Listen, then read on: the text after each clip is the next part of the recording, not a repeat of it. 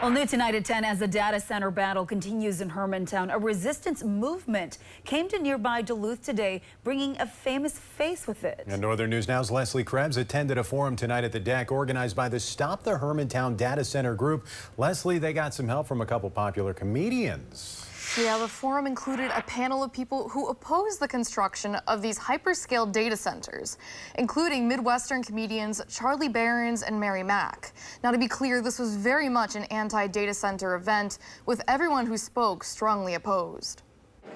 Residents from across the Northland, mostly those already opposed, gathered to discuss the proposed Google AI data center in Hermantown, including the man who's become an unlikely star of the anti-data center movement. Until those answers are clear, it's just you want to give people the ability to, make that known. Charlie Berens offered not just his comedy, but says he's acting as an advocate for Midwesterners by questioning the need for AI data centers and the companies behind them. And once they get that transparency, if they do, they want these companies to be held accountable and they want to be protected. I mean, it's not that hard to ask, I don't think.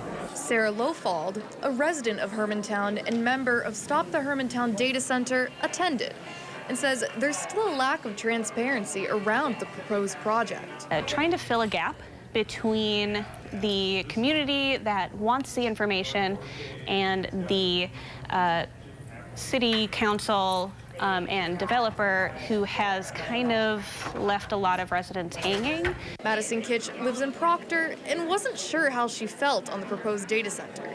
So she says she came to learn more on the subject before taking a strong stance. Proctor and Hermantown are pretty close communities, so I just wanted to get more information about what's going on and what to expect, being that we are so close to this project.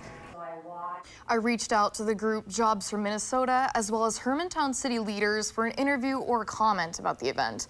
They, however, declined. Now, as we've reported in the past, several Hermantown leaders are in favor of the data center, touting job creation and a boost in tax revenue, as well as money for the school district. Live in studio, Leslie Krebs, Northern News Now.